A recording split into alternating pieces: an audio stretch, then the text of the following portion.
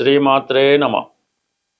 ఈ వీడియోలో మనం కుంభరాశి వారికి జూన్ నెల మాస ఫలితాలు తెలుసుకునే ప్రయత్నం చేద్దాం. మరి కుంభరాశి వారికి ఈ నెల ప్రారంభం నుంచి 20వ తారీఖు దాకా తృతీయ స్థానంలో కుజగ్రహ సంచారం. ఇది మీ వృత్తిని మార్చడం జరుగుతుంది. అంటే దశమాధిపతి 3లో వచ్చినప్పుడు జాతకుడు కొత్త వృత్తిలోకి మారడం జరుగుతుంటుంది. కొత్తగా వృత్తిలో ప్రవేశిద్దాం అనుకున్న వాళ్ళకి మీరు చేసే ఉద్యోగ ప్రయత్నాలు చాలా వరకు ఫలించే అవకాశం ఉన్నది. అంటే ఏదైనా ఒక ప్రయత్నం అన్నది 3వ స్థానంలో ఉంటుంది. ఆ 3వ స్థానంలోకి వచ్చిన గ్రహాన్ని బట్టి మీ ప్రయత్నం కనబడుతూ ఉంటుంది. అంటే కుజుడు అక్కడికి వచ్చాడు కాబట్టి మీరు ఏదైనా ఒక పోలీస్ డిపార్ట్మెంట్లోనో, ఎక్సైజ్ డిపార్ట్మెంట్లోనో, సెంట్రల్ గవర్నమెంట్లోనో జాబ్ కొరకు ప్రయత్నం చేస్తే ఆ ప్రయత్నం ఫలిస్తుంది. అలాగే క్రీడా రంగంలో ప్రవేశించాలంటే ప్రవేశించవచ్చు. రియల్ ఎస్టేట్ రంగంలో ఉన్న వాళ్ళకి, స్థిరాస్తి వ్యాపారంలో ఉన్న వాళ్ళకి, మార్కెటింగ్ ఫీల్డ్లో ఉన్న వాళ్ళకి చాలా గొప్పగా మీ యొక్క ప్రయత్నం నెరవేరుతుంది. కొత్త పరిచయాలు కలుగుతాయి. అనుకున్న పని ఎంబటనే పూర్తి చేసి మీ టార్గెట్ని కంప్లీట్గా పూర్తి చేయడం జరుగుతుంది. బట్ ఏదైనా కుంభరాశి వారికి జూన్ 20వ తారీఖు లోపులో మీరు చేపట్టినటువంటి కొత్త ప్రయత్నాలు ఫలిస్తాయి. కొత్త పరిచయాలు కలుగుతాయి. జూన్ 20 తర్వాత చతుర్థ స్థానంలోకి ప్రవేశిస్తాడు. చతుర్థ స్థానంలోకి గురువు వచ్చినప్పుడు కొంతమందికి స్థాన చలనం కూడా జరిగే అవకాశం ఉంటుంది. అలాగే స్థిరాస్తి అమ్మాలనే మీ ప్రయత్నం నెరవేరుతుంది.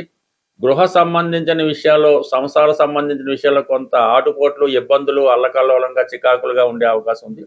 కొంతవరకు మనశ్శాంతిని కోల్పోవడం జరుగుతూ ఉంటుంది. ఇక ప్రధానంగా రవి, మనకి జూన్ 15 వరకు రవి మరి చతుర్థ స్థాన సంచారం అన్నది స్థాన చలనం జరిగే అవకాశం ఉంది.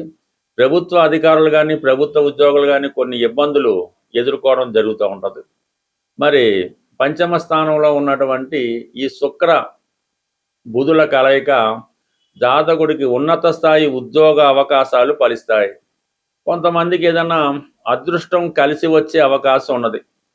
మీరు తీసుకునే నిర్ణయాలు కొన్ని మీకు అనుకూలంగా మారడం జరుగుతుంది. ముఖ్యంగా ప్రేమ విషయంలో ఒక కొత్త పరిచయం, అంటే మీరు ఏదైనా ప్రేమలో పడడం కానీ, అవతల వాళ్ళు మిమ్మల్ని ప్రేమిస్తామని ఒక రాయబారం పంపడం కానీ, ఏదైనా ప్రేమికుల విషయంలో ఒక విధంగా కొత్త పరిచయాలు కలిగే అవకాశం ఉంది. మరి 2 గ్రహాలు అక్కడ సంచరించడం వల్ల మరి మీ జీవితంలో మరి 2 అక్కచెల్లెలు లాంటి వాళ్ళు కానీ, 2 స్నేహితురాళ్ళు కానీ మీకు పరిచయం అవడం జరుగుతుంటుంది. అది కేవలం పరిచయం, ఏదన్నా ఒకరినొకరు పరిచయం చేసుకోవడం జరిగే అవకాశం తప్ప అంతకు మించి అడ్వాన్స్ అనేది ఏమీ ఉండదు. బట్ ఏదైనా మీరు ప్రేమలో పడడం అన్నది కొంతవరకు జరుగుతుంది. గతంలో కోల్పోయినటువంటి ఒక ఆనందాన్ని, ఒక సంతోషాన్ని తిరిగి మీరు పొందడం జరుగుతూ ఉంటుంది. ఇక ప్రధానంగా గురువు 6వ స్థానంలో ప్రవేశించడం జరిగింది. జూన్ 2వ తారీఖు నుంచి అక్టోబర్ 30వ తారీఖు మధ్యలో సుమారు 5 నెలల పాటు 6వ స్థానంలో ఉన్నటువంటి గురువు, అంటే మీకు ధన లాభాధిపతిగా 6వ స్థానంలో సంచరించినప్పుడు గతంలో విరోధులుగా ఉన్నవాళ్ళు మళ్ళీ మీకు అనుకూలంగా మారడం జరుగుతూ ఉంటుంది. అలాగే మీ యొక్క కొత్త సంపాదన, అంటే మీ యొక్క సర్వీస్ మారుతూ ఉంటుంది. అక్కడ 3వ స్థానంలో కుజుడు రావడం, ఇక్కడ 6వ స్థానంలో గురువు రావడం వల్ల మీ యొక్క యాటిట్యూడ్, మీ సర్వీసు మారుతుంటుంది. గతంలో ఉన్నటువంటి సర్వీస్ కన్నా మంచి సర్వీస్ ఇవ్వడం జరుగుతుంటుంది.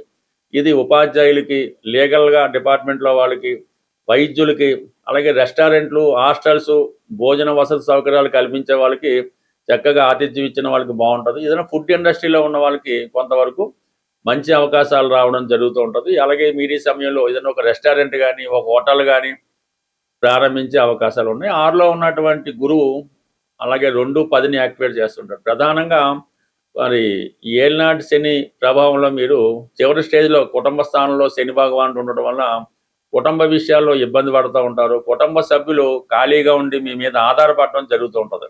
అటువంటి వారికి, అంటే ఈ గురువు 6 నుంచి మీ 2వ స్థానాన్ని వీక్షించడం వల్ల కుటుంబం యొక్క ఆదాయం పెరుగుతుంది.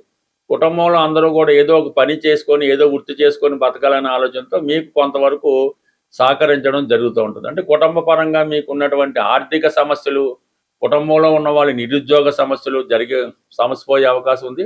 అలాగే ఏదన్నా మీ కుటుంబంలో పెళ్లికి కావాల్సినటువంటి పిల్లలు కానీ, చెల్లెలు కానీ ఎవరున్నా సరే వారికి ఈ సమయంలో వివాహం జరగడం, వారికి ఏదో ఆదాయం పెరగడం, వాళ్ళ కుటుంబం నుంచి సంతోషంగా బయటికి వెళ్ళడం, ఇటువంటి కొన్ని కార్యక్రమాలు కుంభరాశి వారికి గురువు యొక్క ప్రభావం వల్ల జరిగే అవకాశం ఉంది. అయితే ఎట్టి పరిస్థితుల్లో కూడా లగ్నమందు రాహు ఉన్నాడు కాబట్టి, అంటే రాశి యందు ఉన్నటువంటి రాహు మీరు ప్రతి విషయాన్ని కూడా మీకు అనుకూలంగా, మీకు స్వార్థంగా ఆలోచించకుండా అవతల వారిని కూడా దృష్టిలో పెట్టుకొని ఆలోచించడం వల్ల అవి మీకు అనుకూలంగా ఉండే అవకాశం ఉంది. బట్ ఏదైనా మీరు ప్రతి విషయాన్ని నెగిటివ్గా ఆలోచించడం, అవతల వాడు మీకు ఏదో ఉద్యోగం ఇస్తానని మీ దగ్గరికి వస్తే మన వల్ల వాడికేంటి లాభం, మనల్ని ఎందుకు ఉద్యోగాన్ని అడుగుతున్నాడు, ఇలాంటి విషయాలు చర్చించకుండా అవతల వారి యొక్క అంతరంగాన్ని, మనసుని గుర్తించండి. మీలో ఉన్నటువంటి, అంటే ప్రస్తుతం రాహు ఉండడం వల్ల వ్యక్తిగతంగా మీరు రాటి తేలిపోయి ఉంటారన్నమాట.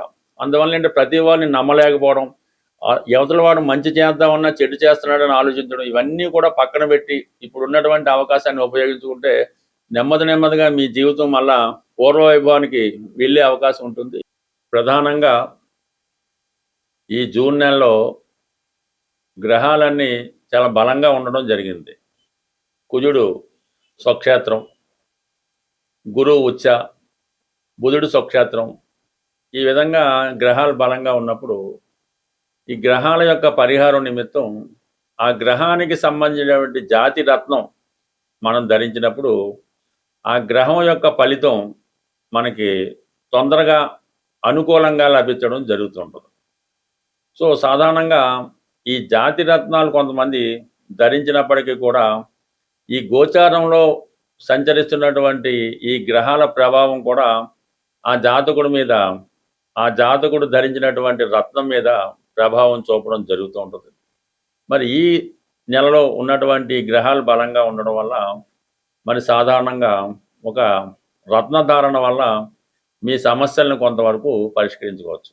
మరి ప్రధానంగా ఈ మేషరాశి వారు, అలాగే కర్కాటక రాశి వారు, సింహరాశి వారు, వృశ్చిక రాశి వారు, ధనుస్సు, మీనరాశి వారు కనక పుష్యరాగం అనే ఉంగరాన్ని ధరించడం వల్ల మీకు గురువు యొక్క అనుగ్రహం చాలా వరకు లభిస్తుంది. అంటే గురువు సంతానకారకుడు, ధనకారకుడు, ఏదైనా ఒక అదృష్టానికి కారకుడు కాబట్టి ఇవన్నీ ఉంటేనే జాతకుడికి మిగతా ఫలాలు వస్తాయి. కాబట్టి మరి ఈ రాశుల వారు కనక పుష్యరాగం అన్నది 100% ఈ సమయంలో ధరించడం మంచిది. మరి కుజుడు యొక్క బలంగా ఉండడం వల్ల ఈ పగడాన్ని మేషరాశి వారు, వృశ్చిక రాశి వారు, కర్కాటక సింహరాశి వాళ్ళు, అలాగే ధనుస్సు మీనరాశి వాళ్ళు కూడా ఈ పగడాన్ని ధరించడం వల్ల వారిలో ధైర్యం పెరుగుతూ ఉంటుంది. చాలా కాన్ఫిడెన్స్గా పనిచేయగలుగుతారు. పెళ్ళికి, అంటే వివాహానికి ఉన్నటువంటి సమస్యలు, వివాహం కాకపోవడం, ఇవన్నీ కూడా పరిష్కారం అవుతుంది. ఎవరైతే సొంత గృహం కోసం ఎదురు చూస్తున్నారో వాళ్ళు పగడం ధరించడం వల్ల వారి ఆశయం నెరవేరే అవకాశం ఉంది. అంటే గురువు, మరి కుజుడు ఇప్పుడు బలంగా మేషరాశిలో ఉండడం వల్ల ఈ రాశుల వారు ఈ రత్నాన్ని ధరించవచ్చు. ఇక బుధుడు అంటే వ్యాపార కారకుడు. వ్యాపారం సజావుగా సాగాలన్నా, సరైన సమయంలో సరైన నిర్ణయం తీసుకోవాలన్నా, షేర్ మార్కెట్లో రాణించాలన్నా, విద్యార్థులు విద్యలో రాణించాలన్నా పచ్చ అనే ఉంగరాన్ని ధరించవలసి ఉంటుంది. అంటే పచ్చ ధరించేటప్పుడు అది కేవలం 3 క్యారెట్లు 5 క్యారెట్లు అన్నది కూడా ధరించక్కర్లేదు.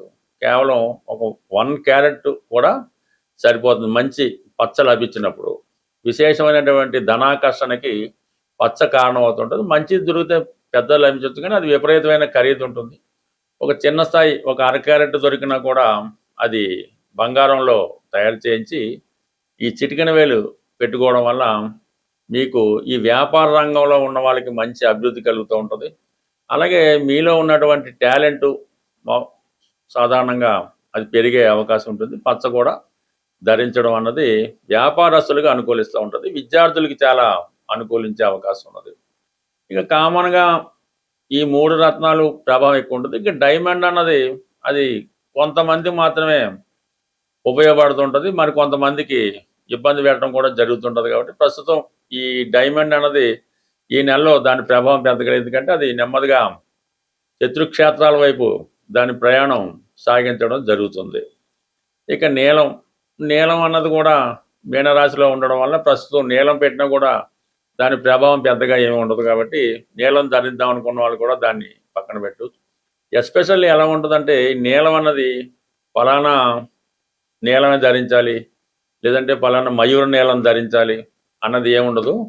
ఈ నీలం అన్నది చాలా సాధారణమైనటువంటిది. ఒక 50 రూపాయలకి దొరికే నీలమైనా కూడా అది ఎవరికైతే పడుతుందో వాళ్ళు ధరించవచ్చు.